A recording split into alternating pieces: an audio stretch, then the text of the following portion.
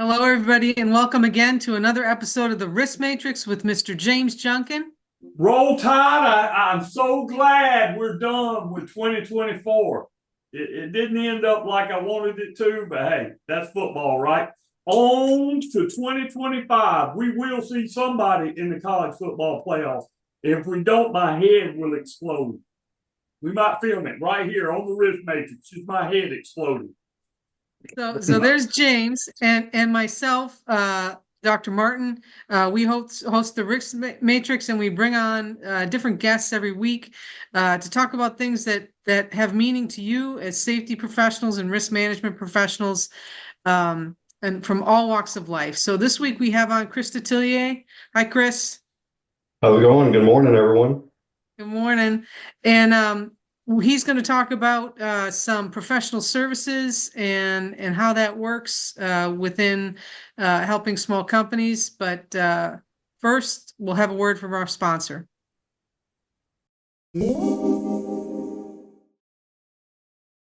Veriforce is proud to announce the latest version of our Safeland USA accredited course called Basic Orientation 7.0. This is our flagship course that has been taken by over 1.6 million students nationwide. The newest version of this course is shorter than the last version, with condensed training and updated multimedia, but it still includes the same topics as previous courses. As always, the Safeland orientation remains with this employee through the career. It eliminates the redundancy of multiple orientations, and it stores all the training records in a single centralized database for everyone to use. Also, we offer two solutions for getting the training. You can either seek out Safeland training from one of our third-party providers, or you can send one of your instructors through our Train the Trainer program to teach your own employees. If you're interested in learning more, please contact our training sales department at 888-482-9101. That's 888-482-9101. Or you can email us at trainingsales@veriforce.com. Hello, everybody, and welcome back. Here we are. James, you want to give Chris the long introduction? Happy New Year. Happy New Year, everyone. Thank y'all for making our listeners 2024 very successful. And in 2025, we will go over 100 episodes. And we would be remiss if we didn't get my good friend, fellow Veriforce master trainer and safety professional extraordinaire, Chris Detillier, who is a senior HSE advisor at Veriforce on, to discuss some of the things he's experienced as a safety consultant and how safety consultancies and professional services can assist all size companies, but particularly those small companies that often struggle with occupational safety and health. Welcome, Chris. Thank you, James. Thank you for having me on the show. Been a long time coming. I appreciate it. Well, I want to start off with this. In today's business environment, we all understand that having a safe workplace is essential, not just because it's a regulatory requirement, but because it's a critical component of operational efficiency and employee morale and company reputation. But many companies, particularly smaller companies, often struggle with moving beyond compliance and even struggle with compliance. You do a lot of assessments for Veriforce. Tell us about your experience in assessing companies. Yeah, James, and excuse me, it's exactly as you said. A lot of the companies that we deal with on the assessment front, they have the right intentions in mind. They want to do the right thing, especially when you talk about smaller companies. We all know in a lot of cases there's limited resources, right? And I know even from my side, when I was on the contractor side of the house, on the safety side, one of the biggest issues, especially with smaller companies that they deal with, is we have to wear so many different hats. And in doing that, we get kind of lost in the minutia of everyday compliance and keeping things going. And then, all of a sudden something comes from left field and now we're derailed from that process and we got to jump into maybe an investigation. And there's so many things that we're required to do. They just don't have the time to do it. They need additional help to be able to do those things on a daily basis. It's interesting you said that. I was talking with a safety advocacy organization just last week as part of their advisor group. and they were talking about, like, after COVID, we saw this dip, not in membership totals, but in volunteerism. And you know, you got a lot of people, but why do you think that is? I said, man, because everybody's busy. We haven't recovered completely from COVID, from staffing scenarios. And I like to tell safety professionals, hey, not just you, Chris, the students I train that are safety professionals, and every safety professional I come into contact, I appreciate what you do, because what you do is hard.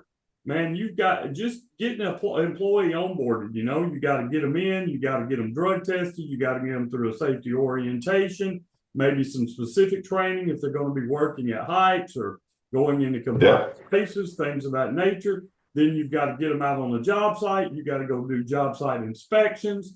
You got to do JHAs. And then hope they stay. Hope they stay. Hope they stay. Because that just took a large portion of your training and safety and health budget to onboard that employee to do the appropriate training. You know, and that's another thing that I'm sure we'll get into, but appropriate training, you know, what does that look like?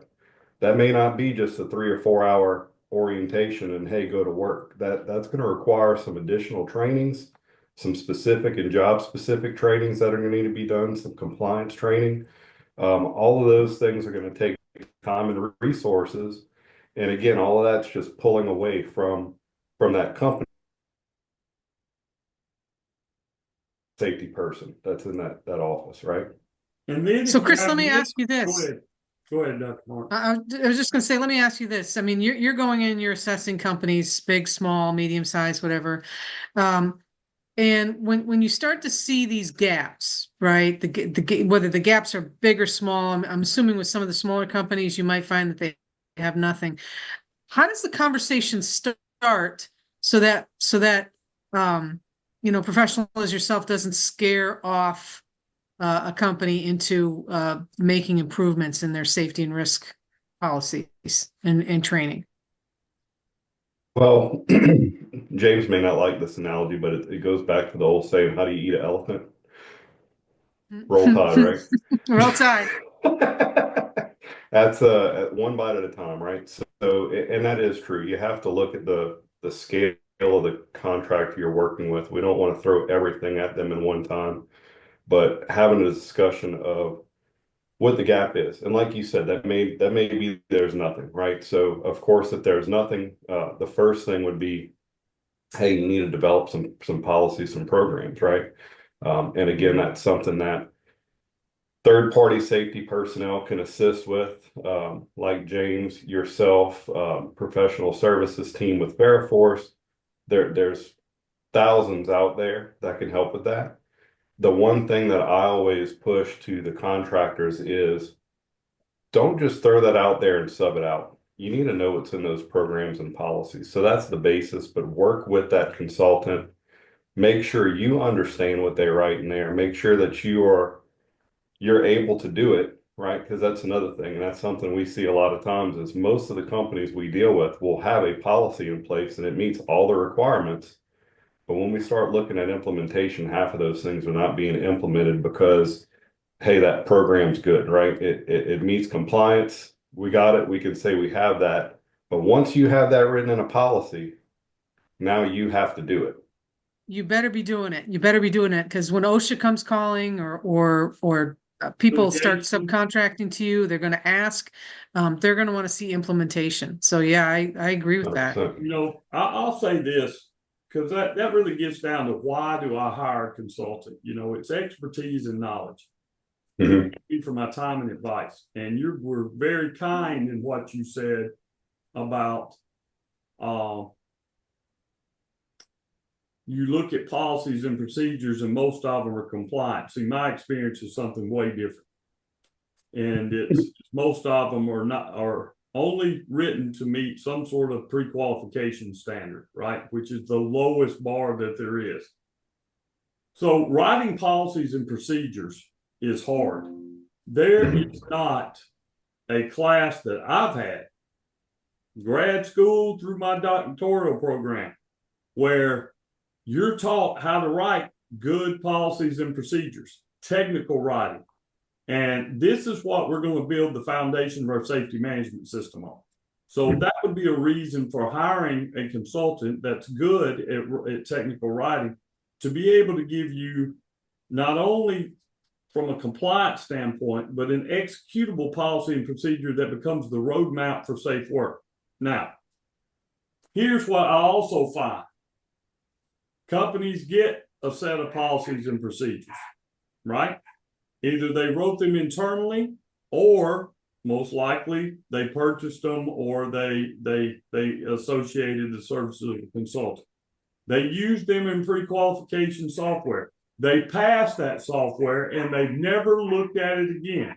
And if folks listening to this don't learn anything from me, learn this. Okay? Learn this. Hear my words. You need to read those policies and procedures, because if you have a serious incident, you'll get to read them at the deposition. Mhm. Okay? And you are the safety expert for your organization. So just because you have them, hey, that's great.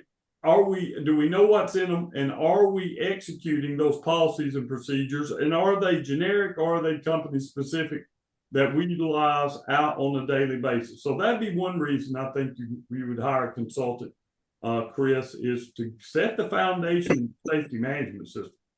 What do we say we're going to do? And many times people don't know. And I'll add two things to that, to the original question. How do you go about handling those situations and not overloading the contractor, right? First is determining what kind of risk they're doing.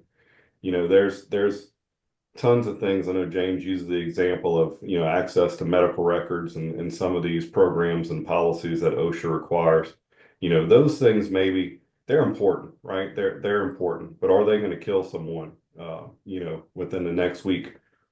We got to look at that as well and determine what those contractors, what's the important topics, what are the high hazard risks that they're going to be exposed to that are going to lead to serious injuries and fatalities. And that's probably where we need to start to get a game plan and make sure that we're training and getting those employees up to par. And then going back to the program and reading it, as James mentioned, I can remember one of my contractor jobs. I started as a safety manager, and probably after about a month in, something came up, and I went to my boss and I said, "Look, we got a program. I'm reading our policies, and we're saying we're doing this, and we're not actually doing this. We need to look at this and either change our processes, or we need to revise the program." And he looked at me and laughed. He goes, "You actually read all 800 pages of that safety manual?" I said, "Yes, sir, I sure did." So it's definitely something that doesn't happen often. Bet you fell asleep in machine guarding policy, though. That's the cure for insomnia, either the policy or subpart O, man.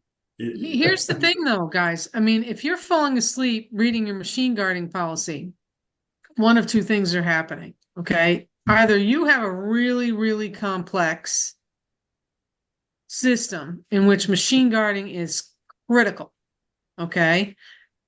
Or you wrote a policy that doesn't fit your actual boots on the ground, what's happening in the field. More often than not, you'll see a machine guarding policy that's like just, pulled from somewhere and kind of cobbled together. And is it complete? Yes. Does it speak to the hazards that are occurring with that company on the jobs of that company? Yes, but there's a whole lot of extra in there, right? So if you're falling asleep, you got to ask yourself, does the policy fit the application? And that great point. Back to this. I'm sorry, Chris. Because it's a huge pet peeve of mine. A huge pet peeve of mine. People that call me and say, "I need to buy or engage you guys to write a safety manual," or going on the internet and saying, "Buy a safety manual." Well, there's no such thing as a safety manual.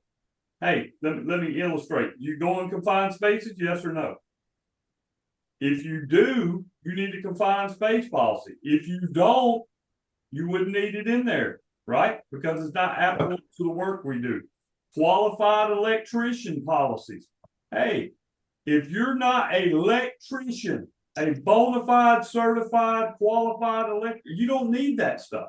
So really, that's where consultants come in to help you as a safety professional narrow the focus based on a risk assessment of the jobs and scopes of work that you do and encounter. So, that's a proactive approach. You don't want a reactive approach where you have somebody that's gotten injured, or OSHA's done some sort of inspection and they come out and next thing you know, well, we don't have a lockout tagout policy and we're doing it retroactively. Because your policy is what we build the next thing on, which is training and education. So you're a master trainer. Tell us about how consultants can help safety professionals build comprehensive training matrices and safety training programs. Yeah, well, on that front, it kind of depends on what the contractor's looking for, and we can do one of two things on the consulting side, right? We can handle the training for the contractor, or we can help them do a needs assessment to determine what training is going to be needed for them and give guidance on how to develop those training programs as well. So, for the normal contractor, safety person, like I said earlier, safety professional, and a lot of times you're going to be pulled in multiple directions. So this is something I always stress to folks in train the trainer classes that we have. A lot of people want to do training in-house. And I'll say there's some pros and some cons, right? So pros for that is, yeah, it might save the contractor a little bit of money by being able to do it in-house and not having to pay for a trainer. That's usually what I hear the most. But to me, if you do have the resources, then sometimes doing it in-house, you can make it, you can customize it to your job, right? And you can tailor it really to what you're doing as a company and put in some of those company goals, missions, and get to know your employees, especially new hires, by having them in that training program. That's what we always used to say when I would train my contractors, when I was a safety manager for the contract company, was, hey, we hired you on, here's the training, here's our expectations. We got to give the employees expectations of what we expect them to do at work. And then, of course, hold them accountable to those.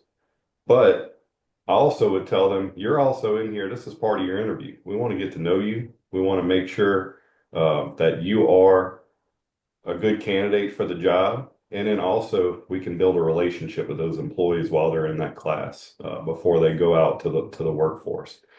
So that's probably some of the pros there. I would say the con is, and I mentioned it earlier, if we are working for a smaller company, you are going to have multiple hats. And James, you can attest to this. If we're training, you have to be 100% locked in to that class to give them the attention they need, to mentor them and give them the information to keep them safe. And if we have any other thoughts that are going on during that, those students are going to see that. Those employees will see that we're not focused in and dialed in, and that's going to lose credibility for us, and it's going to give a subpar class. So I always tell those contract instructors in my train the trainer, one, if you're going to do this, make sure you have the time and the resources to dedicate to training, because a lot of times you may go in, hey, I'm teaching an orientation today, and then that phone call comes. We just had an incident. So what has to happen, right? Most of the time, people are either going to skimp on class and try to cut things short, or they're going to jump out and keep the class on hold. And now we just dropped the ball on training, which is probably one of the most important aspects of what we're going to be doing as a safety professional to keep a safe workforce. So let me move back a little bit to needs assessment, right? And locking in on, because you're talking about locking in on the training while you're there, right? But the needs assessment and the locking in occurs in a professional services capacity, either as part of the team or not part of the team, right? Maybe they do it before you get there. What are your suggestions for either or? How does a company perform that needs assessment or get started performing that needs assessment for professional services help? or training help? Or are you thinking that maybe they should just go to somebody right away and say, help me?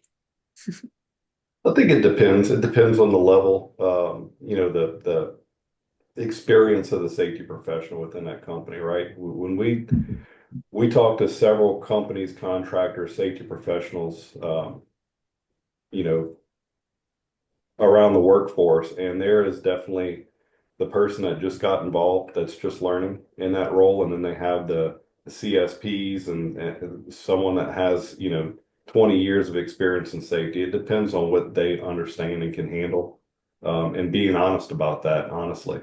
Um, for the needs assessment, in my opinion, again, just go and look at what are your hazards. What are and I know this is a term coming out, but the stuff that can kill you, right? What are the big important hazards?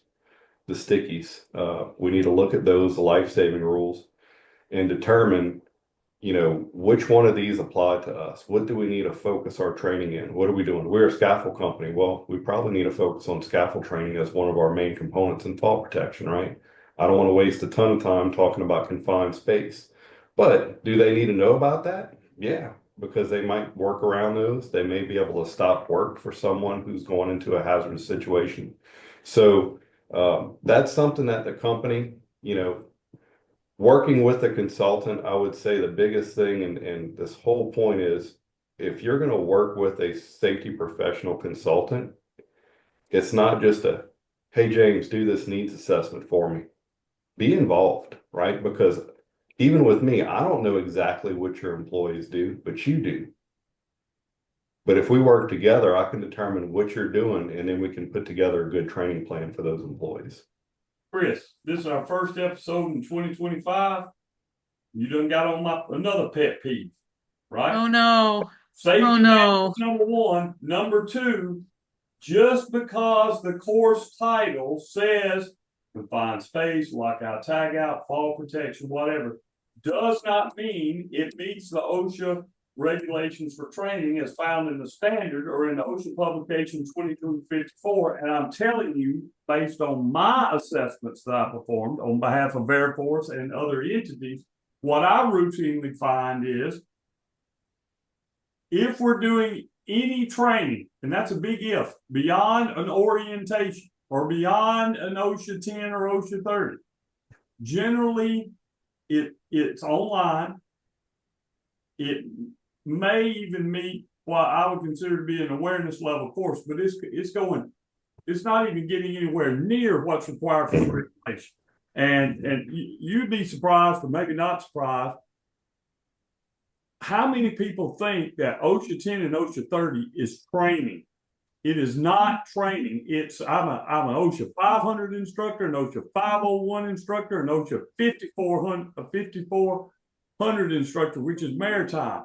And it says right there in the instructor guidelines on the very first page, right, that OSHA 10 and OSHA 30 cannot be used to satisfy any training requirement as found in the regulation. Yep. So when you go and you see these, and I see them on construction sites all the time, where contractor employees are required to have an OSHA 10 or an OSHA 30 to gain access to a site. That's very similar to what we do with Veriforce's Basic 7.0, which is also a safety orientation, but geared to the midstream oil and gas industries. We might spend 15, 20 minutes in any of those classes, 30 minutes tops, talking about fall protection. Now let's use some country common sense that even folks from Alabama can understand. I'm not watching a 30-minute video, a 30-minute PowerPoint, a 30-minute e-learning, and feeling comfortable when somebody hands me a harness and tells me go work 180 feet off the deck. That doesn't even make sense. Same thing with lockout, tag out. Lockout, tag out should be easy, but determining what energy isolation points that we have to deal with and how to apply them and executing the program, that requires training. Chris, I just assessed somebody back in 2024 whose lockout, tag out training was 2 minutes and 56 seconds. Wow. So True when we say story. safety professionals, the one of these days we're going to define what that term actually means. But until I'm benevolent dictator, I'm running in 2028, by the way, roll tide. Till I can fix it and create some standardization, we have to realize that sometimes people who have the title safety director, HSE manager, these type of things, particularly in smaller companies, are very inexperienced when it comes to understanding what training is required. That's when you need a consultant, right? Mm-hmm. You need a consultant to help you come and set up the training matrix, because here's where training problems get exposed. Yeah, you've got a roster that says lockout, tag out on it. Computer generated out of an LMS, out of a training tracker, or even paper, right? But when we have an incident in the discovery process, guess what? We're going to want to see the training. Yep. And when that training says 2 minutes and 56 seconds, I can't defend that. You know? James, similarly, you can't defend something that we've seen recently where you get a certificate and it says fall protection, hard industrial truck, HAZCOM, lockout, tagout, etc., all on one certificate Mm-hmm. You know, in a day, 4-hour class or a day in a class. 4-hour class. Because they're going to hire somebody like Dr. Martin to come in as a subject matter expert in any type of litigation.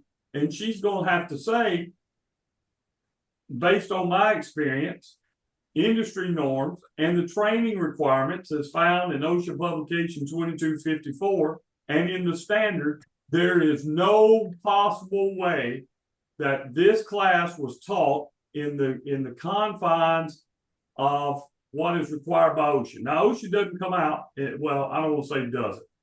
And certain courses related to like HAZWOPER, that is a 40-hour, it designated 40 hours. OSHA doesn't say a lockout tagout class is 4 hours, it's 6 hours, it's 8 hours. They don't say how long a powered industrial truck class is. They just tell you what the content needs to be. Mm-hmm. And when that content doesn't match your 2 minute and 56 second course, there's a serious gap. It's a problem. Is a huge problem. We're sending unprepared workers into the field to face hazards. And in every investigation I've done, the lack of training or the lack of transference of knowledge, skills, and we didn't check their abilities through some sort of field verification is always a causal factor in incidents. Always. It's not the only factor, but it's one of the factors, right? So that's where you could use a consultant to either help you, one, determine what needs to be trained, two, establish that, training matrix based on job types, three, develop the training programs that you need. Yeah. Yeah, and James, you've alluded several times to OSHA publication 2254. If you're in safety and you do anything with training programs within your company, that's a great tool to utilize. Those of y'all, if y'all are not familiar with that, it's basically a guidebook that has extracted all of the training content out of the OSHA standards. So, James, you kind of mentioned earlier about the rosters, right? Having the roster of all of these things. Something we see all the time in assessments is safety meeting rosters, right? Safety meetings do not constitute training. Now, I will say in some of my assessments, I will give a little variance for some of these one-off topics there's no OSHA training requirement. It's just kind of an awareness depending on what that material is. I might give a little grace on those. But a safety meeting is not training. So develop your own training roster. Put like James and Dr. Martin mentioned, put the length of the course on there. Give some information on what that training consists of. Whatever you can put in documentation, the better. But that OSHA publication 2254 lays out every topic that requires specific training objectives through OSHA is in that document. And as long as that guideline or that map is followed, that training will meet the OSHA requirements. Now, even that may not be enough depending on what you're doing, right? And James mentioned doing the field assessments. Hey, I can sit through a class all I want. I can pass a test, but does that mean that I can apply the information, right? So not just the classroom portion, but consultants can help develop some of these, a checklist, something to where we can go out and say, okay, we've had the training, now can they apply it? And then utilize that to determine, do they have the skills to perform that task? Those things can be used for annual performance assessment type situations to make sure they still understand and they're doing the job accordingly, right? So that can benefit us as well throughout that process. The more we have our due diligence and we can give what our employees need to work safely, the better we are. So again, there's layers. Now, is the really small contractor that doesn't have anything in place can all of a sudden have this huge training and elaborate program? No. But we need to start from the basics. And like James said, biggest thing is make sure we have a good course developed, right? And utilize consultants to be able to help do that. Well, moving forward, let's talk about this for a second. One of the key things I think is very, very beneficial in using an outside consultant, and Dr. Martin, I think, will echo this because we do a lot of reviewing of incidents post-incident when we're either getting investigated by OSHA or there's some type of litigation going on, usually gross negligent claims or wrongful death claims, right? In your opinion, how important is it to have an objective perspective when conducting these? Let's start with incident investigations. So, having a procedure in place is going to be important. As with anything with safety, documentation is crucial, right? If it wasn't documented, it didn't happen. We need to make sure that we have a guide and a process to do all of these, whether it's training, incident investigations in place. But when we do incident investigations, as you mentioned, have an objective set in trainings to be able to actually go in and look to see, did the employee do this? It's not, a lot of people put understand as one of the gods for training. How do we determine understanding? We determine understanding by those objectives that you talked about, right, James? Right. Can the worker don the respirator accordingly? So it has to be actionable items that we can look at in those objectives there. Well, again, this is one of those things where I'm going to kind of bring this back to this. In particularly serious instances, many safety professionals do not have the training or experience to perform a correct incident investigation using a recognized methodology, right? Gotcha. Yeah. We're going to do a whole show on this sometime soon about what happens when safety professionals write things in incident reports and corrective actions that later on we find out when we get involved they didn't dig deep enough. There were other causal factors that caused this thing to happen, and you cannot unring that bell. So let me just insert James, this in here. Let me just insert this here because you said something that kind of went a little crossways with me earlier, James.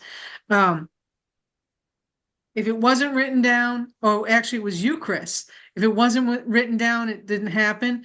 I'm going to say just because it was written down doesn't mean it happened. Okay. Right. Because a lot of times in our investigations, James and I, we see that people write down XYZ happened, or they think XYZ happened, and they really can't substantiate it with any type of implementation, record of implementation, knowledge by the workers, or repeatability by the workers, etc. So it's a double-edged sword here. It's not write it down and you're good. Sometimes you write it down and you're still not good. So let's just keep that in mind as we're pursuing this conversation, because I've seen a lot of things in writing that where none of it was true. Yeah. And great point. And sorry, James, earlier, I think I misinterpreted the question a little bit on the first I part, asked a bad question. but now I got it. Yeah, so especially on the incident investigation, again, there's many proven methods out there, right? Make sure that you have a method that works for you. You know, if you're a smaller contractor, they may not go into may not have the funds to go through Taproot and some of these bigger incident investigations, but you know, you got the 5 whys, which is pretty simple to be able to do. You got fish bones that you can do different types of methodologies. Have a process to do that. And I think the biggest issue is from the safety side, right? As a safety manager for a company, if you're doing it for the right reason, sometimes we kind of wear that on our shoulder, right? So I think for some of the safety personnel, especially learning and getting out there, we wear some of these incidents personally.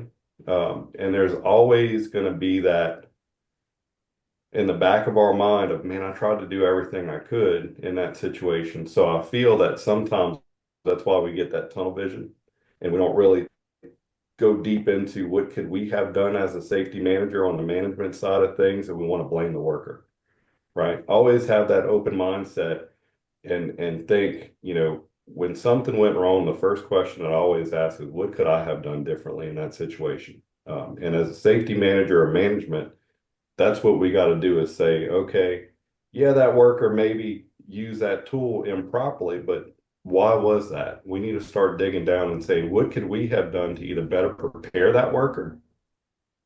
Right. Maybe there's a better tool. Does that person even have to wear that tool or use that tool? Right. So having that process digs down to that root cause that you talked about, James, and gets us thinking just outside the box of not That's just where that outside perspective comes in. Because I know when we have companies we actually run the safety departments for, you know, we've got a little ownership there. We got a little pride there. We get a little defensive when people tell us we have gaps in the safety management system. Don't we? No. Yeah, man, I spent 20 hours writing that and coming up with that policy and program. There's nothing wrong with it, right? Nothing wrong with that, right? But it's good to have an objective perspective. And that's what I'm talking about when it comes to incidents. Now, we're going to do a whole episode on this, right? That instant investigation is an admission. It's a discoverable document in most cases, unless it's being directed by counsel, and that's a whole privilege and all that's a whole nother episode. Whole nother show. Time to get in that. But you may not have the training to do that. Number one, you want to find the true causal factor so you can put countermeasures in place so it doesn't happen again, right? Number two, you want to be able to determine what the facts are and that they are the facts, and you could substantiate that. That's why it's good to have a consultant to give you an objective perspective. Same thing with assessments, right? Same thing with assessment. Assessing, you and I both, Dr. Martin, we've all done these assessments, audits, if you want to call them that. Yeah, it's a lot. You find more things when a third party's looking at your safety management system than you do if you're doing it yourself. Plus, I also think it looks good. It's a sales point, even to your hiring clients that you have. Hey, we feel like we got a really qualified staff here. And we've done this for some very well-known organizations, right, that we do assessments for, both contractors and hiring clients. But they're like, look, we want to bring in a third party to do this assessment. So we get an objective opinion here that now we can share with our customers or with our board of directors or with in our financial reporting, et cetera, that to help shore up our decision-making process. Yeah, that we're investing in doing these things to be proactive and not reactive. So, perspective. And I would say, James, too, on that, if you have a safety professional and you're kind of in your interim stages, just learning a little bit, you know, we really should be doing internals as well. So do some internal assessments, get some external help as well to do some, and work with that person. And you could use that as as a training tool for yourself as an HSE professional to, hey, what did I miss? What is this? What perspective or what is this other consultant that maybe has more years of experience looking from the outside? What are they seeing? And put that in your toolbox as added value and a gain of knowledge. So I'm gonna piggyback off that and say, we talk a lot about selling safety, right? Selling safety to management, etc. And you named a couple of benefits there, right? It's not just hiring a consultant to come in and do something for us, right? It's hiring a consultant to come in and do something for us or with us, so that there's Mhm. learning opportunity for staff members, for the safety professional, for performance improvement, for gut checks on what we're doing. So it's like a multi-pronged value proposition, if you will, right? And so if you don't look at hiring somebody or hiring out a service or asking for a service as a gut check as a one-stop shop. You can apply it to many different areas as a value-added activity. I mean, yeah, and if you look at the even using professional services or consultants, right? What are we doing? It's we're delegating, right? We're delegating some of those tasks. And with any leadership management training you look at, delegating is not just saying, here you go, take this, you have it. We still got to provide some guidance. We still have to have some involvement. But again, we may not have to do most of that legwork. So Right. don't just pawn those things off as, hey, I'm getting this off my plate and out of sight, out of mind, I wash my hands of it. We have to be involved from Agreed. the safety side. So, Chris, we could talk to you forever, but our listeners have to go back to work. A lot of people listen to us on the lunch break, right? So we appreciate you joining us. But before we leave, if you would talk a little bit about Veriforce's professional services. I know I work with you guys on a lot of projects, assessments, and safety management system development, those type of things. Talk a little bit about that department that you're a part of and how we can get in touch with the professional services department at Veriforce. Yeah, so at Veriforce, we have a professional services department. Like James mentioned, myself and some other colleagues are in that group. We also have a strategic advisory board that James chairs that has um, Dr. Martin's on there as well, that has tons of experience on that board to help with anything from, as James mentioned, some of the rudimentary things we talked about of program development. We can help with that. The risk assessments, training needs assessments to help develop training. We can put workers or contractors in touch with partners. Again, we have at Veriforce, we have over 3,000 trainers within our instructor network that teach some of these courses we talked about. But again, we can do some of those things like the needs assessments, the assessments or audits, as James mentioned, just to give you an outside perspective. And really, our job is to facilitate and help the contractors and the safety professionals within those companies to be able to do some of these things that we've discussed today, right? Incident investigations to help them grow as a safety professional and provide them additional services so that they can worry about their employees, right? And that's one thing that I will say from the contractor side. The biggest thing is get out there, have a relationship with your employees, right? So some of these things we talked about in the interim stages, these assessments, the program writing, the heavy lifting, we can help with those things. That way you can get out there and build a relationship with those workers and make sure that they work safely. Good pitch. Thank you, Chris. Appreciate it. And James, how How do do these they people get in touch with us? Yeah, how do they get in touch with you, Chris? I can give my email out if you'd like, chris.detillia@veriforce.com. And you can reach out to me and we can pass it along to the right individual in the professional services department to help out with whatever your needs are. Thanks, Chris. Appreciate it. James, No problem. James, how do Man, we get in touch with us? look, we're easiest people to get in touch with. If you add Dr. Martin and her LinkedIn followers, which are nearing 40,000, and the 20,000 that I have, you can send us a message on LinkedIn. That's 60,000 people, which I think is just amazing, right? They can contact us through LinkedIn, or you can comment on this episode or another episode of the Risk Matrix, or you can just send us an email that to our email addresses that's published there online. Regardless, we want you to follow us on YouTube or Spotify on the Risk Matrix. The Risk Matrix comes out every Tuesday around noon Central. You can head over to Veriforce's YouTube channel. There you have the option to like and smash the subscribe button. Right. Listen, Nick Saban wants you to listen to the Risk Matrix, baby. I know he does, right? Your mom wants you to listen to the Risk Matrix. So you can check us out there on YouTube. You can go over to Spotify. And Dr. Martin, I hear we may be on other podcast hosting channels here very soon. We'll have an announcement pretty great. sometime in the first quarter of 2025 on that. So check us out. Thank you for all of you that made it very successful. This podcast very successful in 2024. We look forward to seeing you in continuing episodes in 2025. Dr. Martin. And thank you all for bringing those workers home safe from high hazard jobs.